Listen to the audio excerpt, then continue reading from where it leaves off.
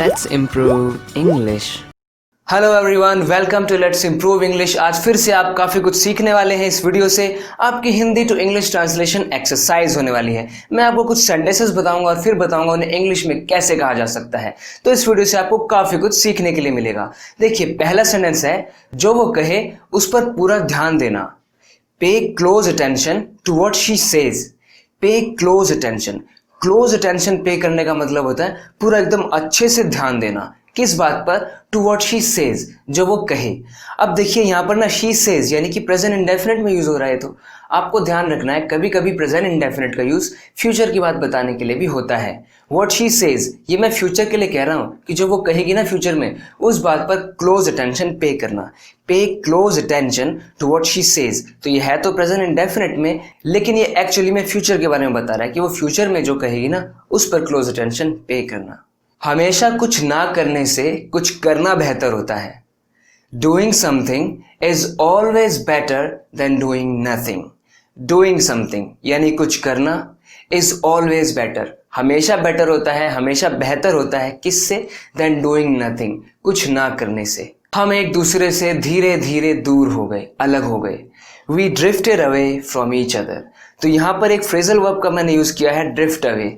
सो अगर कोई person drift away होते हैं, इसका मतलब वो दूर हो जाते हैं। जैसे कि इस सेंटेंस में है, we drifted away from each other, यानी हम एक दूसरे से ड्रिफ्ट अवे हो गए, यानी कि ग्रेजुअली, यानी कि धीरे धीरे हम एक दूसरे से दूर हो गए।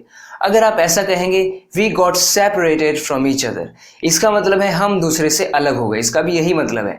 लेकिन इसमें कुछ ऐसा लगता है कि हम एकदम से अलग हो गए, एकदम से हम सेपरेटेड हो गए।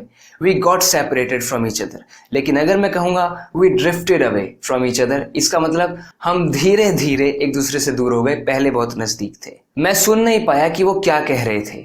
I couldn't hear what they were saying। पहले तो I couldn't hear, could का मतलब यानी पास्ट में मैं कुछ कर पाया या नहीं कर पाया। नहीं कर पाया इसलिए नेगेटिव है। I could not hear, मैं सुन नहीं पाया। क्या नहीं सुन पाया? जो वो कह रहे थे। What they were saying। ऐसे सिचुएशंस में ना, ऐसे सेंटेंसेस में ये what होता है, which होता है, that होता है, ये कंजंक्शंस का काम करते हैं, जैसे ये यहाँ पे कर रहा है। I couldn't hear what they were saying, जो वो कह रहे थे उसे मैं सुन नहीं पाया। तो यहाँ पर अगर आप what का हिंदी मीनिंग निकालने की कोशिश करें तो वो जो निकलेगा, जो वो कह रहे थे, what they were saying। तो आपको कभी भी ये नहीं याद रखना कि what का मतलब क्या होता है, कि जो होता है, कि कुछ नहीं होता what का मतलब। what तो बस एक ग्रामर का वर्ड है जिसको हम अलग अलग सेंस में यूज कर सकते हैं। अलग अलग सेंटेंसेस में इसका अलग अलग मीनिंग हो सकता है। हमें इंग्लिश की सेंस में ही इंग्लिश को समझना है, किस तरीके से सेंटेंसेस बनते हैं और कैसे वर्ड्स का यूज होता है। राहुल और अंजलि के बीच में चीजें और खराब होती गई।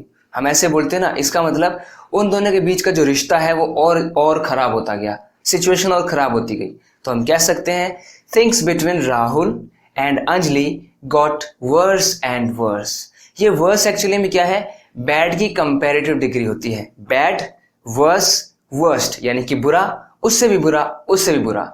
सो वर्स एंड वर्स का मतलब है बुरा और भी बुरा, और भी बुरा, और भी बुरे उनके हालात होते गए, उनकी सिचुएशन होती गई, उनके बीच में जो चीजें हैं वो वर्स एंड वर्स होती गई। Things between Rahul and Anjali got worse and worse. Get मतलब होना होता है, गॉट उसकी सेकंड फॉर्म है, यानी वो वर्स और वर्स होती गई।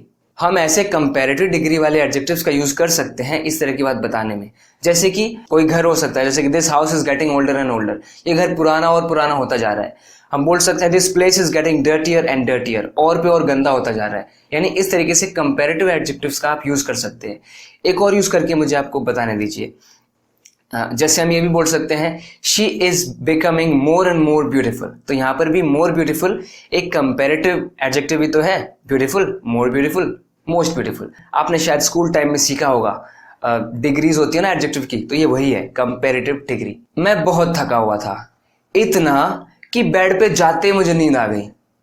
I was very tired, so much so that I fail asleep as soon as I hit the bed।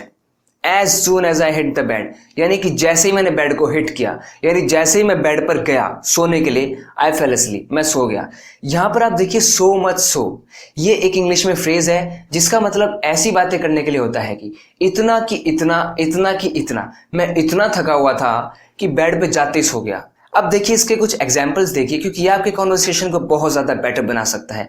आप अपनी बातों को बहुत अच्छे से एक्सप्रेस कर सकते हैं। आप कई बार ऐसा कहते हैं ना कि इतना की इतना, जैसे कि आप देखिए सेंटेंसेस देखिए, एग्जाम्पल्स देखिए। अंजलि तुम्हारे बारे में बहुत चिंता कर रही है, इतनी चिंता कर रही है कि कुछ खा भी नहीं रही, बोलते हैं ना वैसे। तो इसे हम कहेंगे Anjali is worried about you so much so that she is not eating anything। तो so much so को इस तरीके से हम सेंटेंसेस के बीच में पुट कर देंगे कि so much so, इतना कि बाद में फिर आप उसका इफेक्ट बता देंगे।